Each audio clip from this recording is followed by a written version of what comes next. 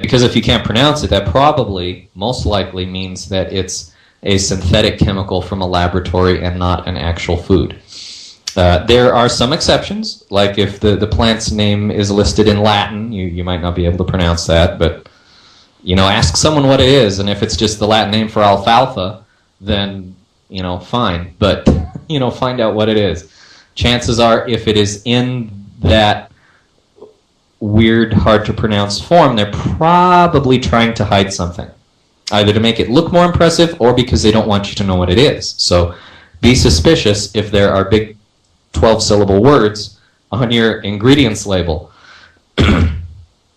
Very suspicious, in fact. And I suggest that you do this with your cosmetics as well, because anything you put on your skin, sooner or later, will get into your bloodstream. Your skin is selective. It will try to keep things out that it recognizes as bad. But if you are saturating it with it every day, sooner or later, some of that will get in, one way or another. And even as selective as your skin tries to be. So, just give it the best chance possible and don't put non-food things on your skin, which means that almost all cosmetic and toiletry products made today are out. Almost all of them.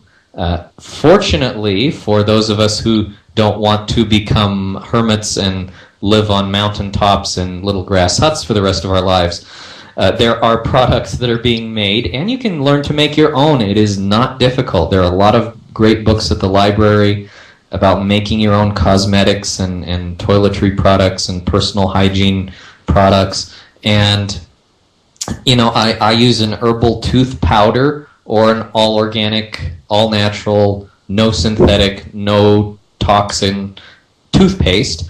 My deodorant is basically castor oil with a few essential oils in it. What else? My shampoo. I use one by Aubrey Organics, which is one of the better brands I've found. There are others out there as well that I have seen that are excellent, but that's one of the best ones that my store carries, Aubrey Organics, Aubrey.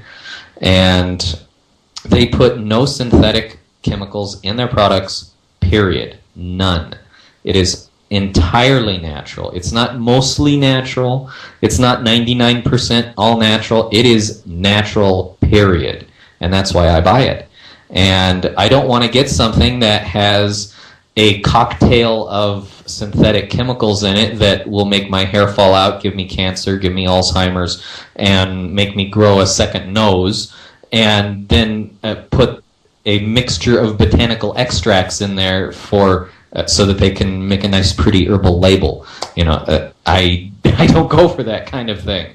So really read the labels fanatically. If it's on your skin, you're basically consuming it. It is a food. So if you wouldn't put it in your mouth, don't put it on your skin. Good rule to follow. And there are a lot of products out there. Look for them at your local health food store, or go to your library and find some things that you can make yourself at home. I'll make one quick suggestion, then we'll go on. The best moisturizer I've ever seen for skin, for hair, for pretty much your whole body is something that you don't even have to make. You just go to the grocery store, get it, and use it. It's called honey. Raw, unfiltered, organic if possible, honey. It's the simplest thing in the world. Just take a couple of tablespoons, massage it into your scalp. There's your conditioner. It does better than any of these things with lists this long of artificial chemicals. And synthetic, there's a question in the chat room from Noodle. Thank you, Noodle. Synthetic means man-made. It means something that does not exist in nature. We took apart molecules, recombined them, tweaked them, messed with them, and made a substance whose molecule has never existed, as far as we know, in the entire universe until we made it in the laboratory.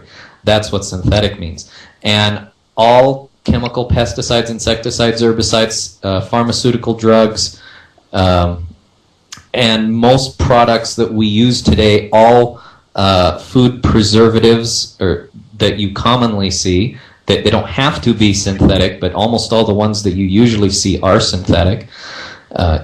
Just about all of this stuff that we're learning is toxic now is a synthetic. It did not exist anywhere, period, in the universe until last year or 10 years ago or 100 years ago.